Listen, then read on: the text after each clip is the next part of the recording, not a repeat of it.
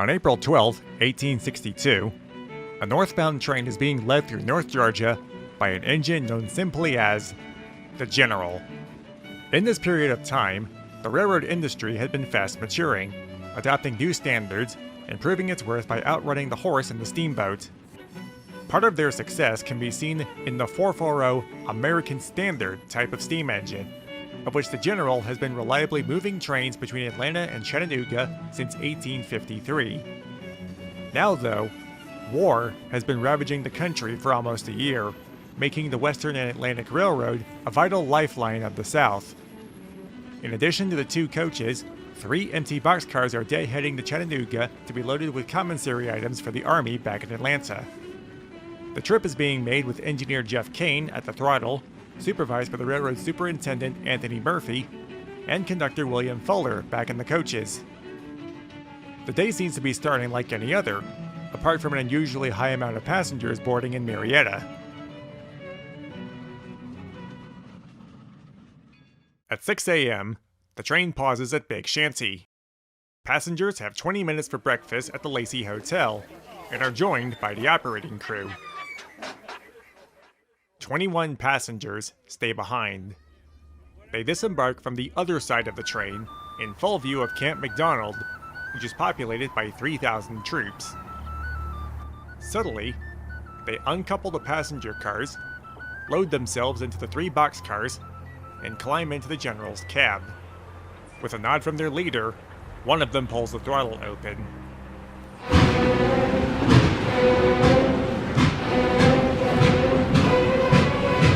Hearing the stack talk outside, the operating crew rushes out to see their engine puffing away.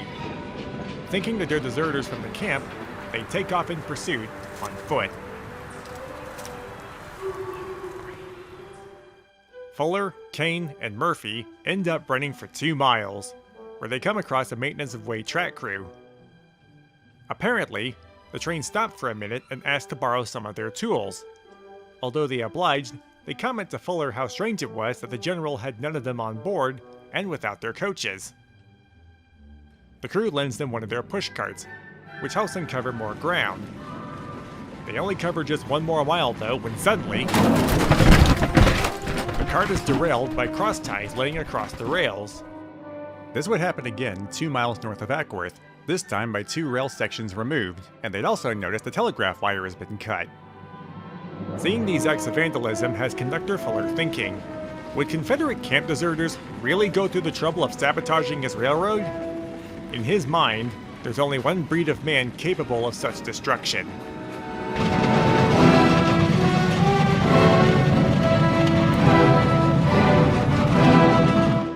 Several miles ahead, the General is highballing north. Supervising his men in the cab is James J. Andrews, a Union Army scout leader serving under O.M. Mitchell out of Union-occupied Middle Tennessee. He and his men have been subtly destroying the railroad for the Union's personal gain. On the same day, Union forces led by Mitchell had just captured Huntsville, Alabama, and was marching to Chattanooga. As part of the advancement, General Mitchell had coordinated with Andrews to cut off the Western and Atlantic as Chattanooga's vital supply route, which would allow for the city to fall into Yankee hands with relative ease. The going isn't that straightforward for the Andrews Raiders, though. At Kingston, the General has to take to the siding to let a southbound scheduled train to pass. Unfortunately for them, Andrews finds out that there are 2 more unscheduled extras that are following behind. Evidently, with the news surrounding Huntsville, the railroad is evacuating vital materials from Chattanooga to prevent it from falling into enemy hands. Surrounded by curious civilians, Andrews tells whoever asks that his train is carrying ammunition bound for General Beauregard in Corinth, Mississippi. The longer the wait, though, the more suspicious the railroaders and townspeople become. Meanwhile, Fuller and his entourage reach the Cooper Iron Works in Etowah, where they commandeer another Western and Atlantic 440, the Yonah, to speed up their pursuit. With engineer Kane at the throttle, and a tender filled with soldiers guarding a bridge, the Yonah highballs onward. Covering the 14 miles in 15 minutes, Fuller is sure that the southbound congestion at Kingston will help close the gap. But it isn't to be. They arrive in Kingston to a tangled mess of southbound trains, missing the general by 3 minutes. Although Engineer Kane throws in the towel, Fuller's suspicions of Yankees taking his train are confirmed by the station agent, and he rallies in all the help he can get. They take on another 440 from the Rome Railroad, the William R. Smith, and set off with a baggage car full of Kingston militiamen. Their progress, however, is impeded by more subtle destruction. The whole right-of-way has been strewn with crossties, and the Smith has to slow down as men hastily clear the line. They're halted completely after just a few more miles, by yet more removed rails. Fuller is still undeterred, and resumes running on foot, with only Murphy bringing up the rear. 3 miles ahead, they're met by a southbound freight train, led by another Western Atlantic 440 called the Texas.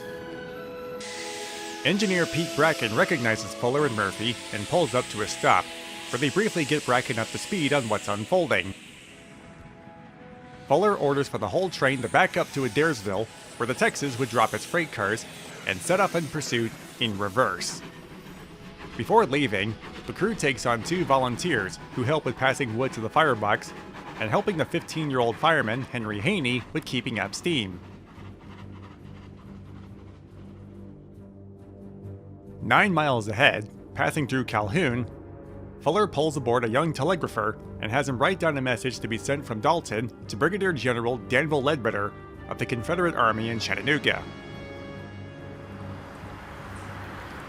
2 miles north of Calhoun, the Andrews Raiders are breaking more track when they hear the Texas approaching.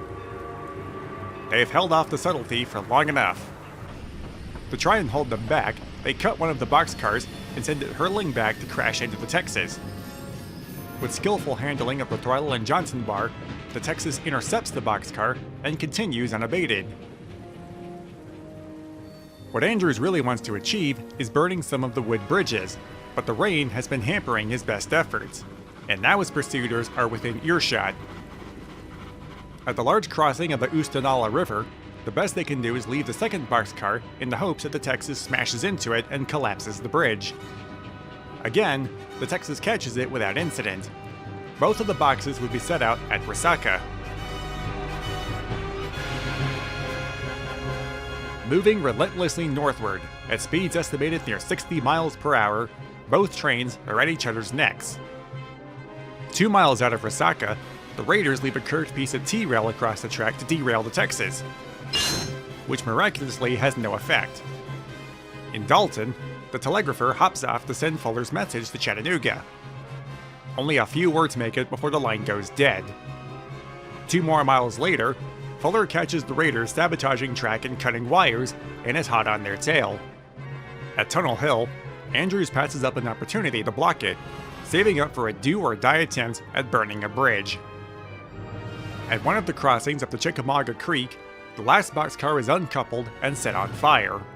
Although the car is destroyed, the rainfall prevents the fire from spreading to the bridge timbers, allowing the Texas to couple up to it. Throughout all of this, the General has barely had enough time to refuel on wood and is almost out of steam. Sensing the game is up, some of the Raiders jump ship before passing through Ringgold. 2.5 miles north of there, just 5 miles shy of the state line, Andrews concedes defeat. He orders every man to jump off and scatter into the woods. Every man for himself.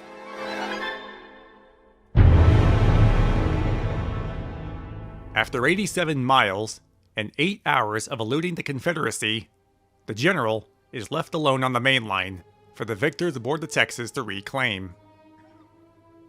After a brief inspection shows no sign of damage, sabotage, or otherwise, the General is towed back to Ringgold, where Fuller got the word out to the commanding officer to send men on horseback into the woods after the Raiders. Murphy would partake in the hunt too, until eventually returning to take the 2 engines southward to Dalton. The Texas would travel light back to Adairsville to take its train back, as the Western Atlantic set to work repairing the damage. Within days, all of the so-called engine thieves are caught, and are moved south to trial by military court in Atlanta. 8 of them, including Andrews, are hanged that June. Some escape in a jailbreak that October, and the remaining 6 are sent back on parole in March 1863 in a trade between prisoners of war. These 6 surviving raiders are the first ever recipients of the Congressional Medal of Honor. The general would be promptly released back into service to contribute to the war effort, with battles now happening all around the right-of-way throughout 1863. The engine almost met its end in 1864 during the siege on Atlanta, when forced to ram an ammunition train to avoid it falling into enemy hands. Taking severe damage, the general would be stored out of reach from the U.S. military railroad service until the war's end in 1865. Only then would the railroad take the engine in for restoration. With the passage of time, the Great Locomotive Chase became a center of fascination in American folklore. Throughout the rest of the 19th century, reunions were held with men on both sides of the war, happily reminiscing about an often overlooked part of the war's history. One of the raiders, William Pittenger, would publish his account of the whole event in 1885, and the general would go on to gain celebrity notoriety, being featured in historical promotional material by the WNA's operating contract successor, the Nashville, Chattanooga, and St. Louis Railway. The general would make its last run in 1901, after which the engine would be placed on display inside Union Depot in Chattanooga, greeting passengers arriving from Nashville or Atlanta. Once in a while, the NCNCNL would let the general out for publicity shoots in Chattanooga, and sometimes to special, far-off venues. Then, on one night in 1959, the general was removed from Union Depot and never returned. By this time, the Western and Atlantic had been delegated as a paper company, still owned and operated by the state of Georgia, but leasing out its operating contract to the NCNCNL beginning in 1890. Over 50 years later, this company would be fully absorbed into the Louisville and Nashville, which was well aware of the general's exploit from nearly a century before. Under a shroud of secrecy, the engine would be moved undercover on flat car from Chattanooga to the Rose South Louisville shops in Kentucky. In 1961, the general rolled out under steam, almost entirely as a new engine. While keeping true to its WNA heritage, several changes were made to improve conformity with the modern rail network. These included the addition of air brakes and conversion to oil firing, which was concealed by a convincingly fake wood load in the tender. Coupled behind was the railroad's own wooden combine car number 665, which would give rides to the public and invited guests throughout its multi-year tour.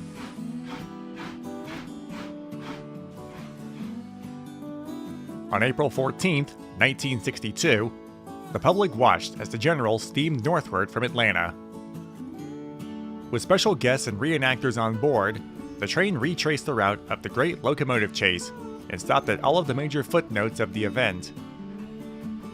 Although the route had been realigned in places over the past century, and was now being patrolled by contemporary diesel trains, the general was very much at home.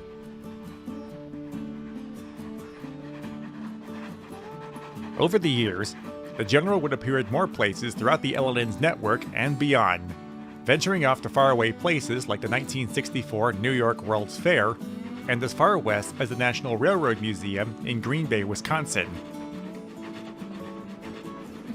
The last run would be held for the Southern Governors Conference in Western Kentucky in 1966.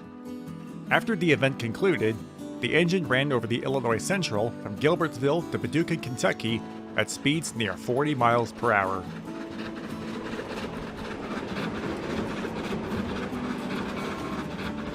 As for where the general would go after its operational stint would become a heated debate. In 1967, while being moved on flat car to a fundraising event in Kennesaw, the deadhead move was halted in Chattanooga by a small group led by Mayor Ralph Kelly. They demanded that the general's flat car be uncoupled from the train and left here, its home for the past 6 decades. From this, a lawsuit was filed against the L&N regarding the engine's true ownership, igniting a lengthy custody battle. The city of Chattanooga wanted it because it had been on display in Union Depot for the longest time. The state of Georgia wanted it because of the chase that happened within its state lines. Proposals were floated to have the engine displayed in underground Atlanta, Stone Mountain, and Kennesaw Park, but none achieved fruition. The debate was taken all the way up to the United States Supreme Court, who ruled that the L&N were the owners, and it was up to them to decide the General's fate. The city of Chattanooga appealed twice to keep the engine, but their cases were tossed out.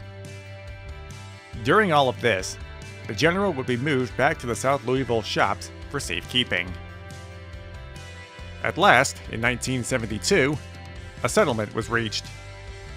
The L&N would transport the General to Atlanta via the K&A subdivision to avoid Chattanooga, and presented the engine to then Georgia Governor Jimmy Carter. In due time, the Big Shanty Museum was established in Kennesaw, just a few yards from where the Andrews Raiders captured it all those years ago. The General would be brought down home rails one final time and rolled inside the new building, safe at last. Also in safe hands is the other surviving engine of the chase. While the General got all of the fame and glory, the Texas would lead a less glamorous post-war life. In revenue service, the engine went through several modifications and renumberings, which even included being renamed to Cincinnati. Unceremoniously, the engine was retired from the NC and St. L roster in 1907, a full 51 years of operating in revenue service. Although facing an uncertain future, its historical significance was recognized by the likes of master mechanic H. Lamar Collier, historian Wilbur Kurtz, the ladies of Atlanta, and the Atlanta Georgian newspaper, who all played roles in having the engine preserved. Eventually donated to the city of Atlanta, the Texas would be relocated to the cyclorama, where it would sit for several decades. After a recent cosmetic restoration, the Texas can be seen today inside the Atlanta History Center. Any chance of a reprieve for either of these engines today has reality standing in the way. Even if a restoration is successful, then comes the question of how well it would operate. In terms of power output, they can't compete with the modern era. With most railroads utilizing cars built from steel, their pulling capacity would be severely limited compared to modern locomotives, regardless of fuel source. The most obvious factor, of course, is the engine's age. Although there are other 19th century survivors that are still operating, just about all of them are in limited capacity. What it comes down to is how much of the original fabric should be preserved by its owner. This is especially evident in the two movie adaptations of the event. In the 1920s, silent movie director and actor Buster Keaton originally wanted to film his magnum opus, The General, on the original right-of-way with engines of similar vintage. After negotiations between him and the railroad fell short, he went to a logging railroad in Oregon, which supplied him with two vintage 440s that were backdated for the film. The way they were operated on screen would never fly today, especially with the film's climax. In the mid-50s, Disney offered a much more realistic take on the event, with the General played by the Baltimore and Ohio's William Mason, and the Texas by the Virginia and Truckee's Inyo. Being of similar vintage to the original engines, they too have shown wear and tear. The William Mason is now sidelined from service and on static display at the B&O Museum in Baltimore, while the Inyo operates at reduced boiler pressure around the small campus of the Nevada State Railroad Museum in Carson City. There are only a handful of these 19th century relics still with us, with some being new builds that emerged in the 20th and 21st centuries. The simple fact of the matter is, whenever a piece of equipment is restored to operation, no matter how little or how much it does get to run, wear and tear will eat away at it. These engines aren't getting any younger. While seeing a wood-burning diamond stack in operation is something to be cherished, there's no getting around the fact that with age, They must be treated with great care. The custody case of the general is the classic case-in-point study in knowing an artifact's true value. To represent what is still to this day one of the most overlooked events in war history, this is one of the rare exceptions where aesthetic display is a fitting retirement.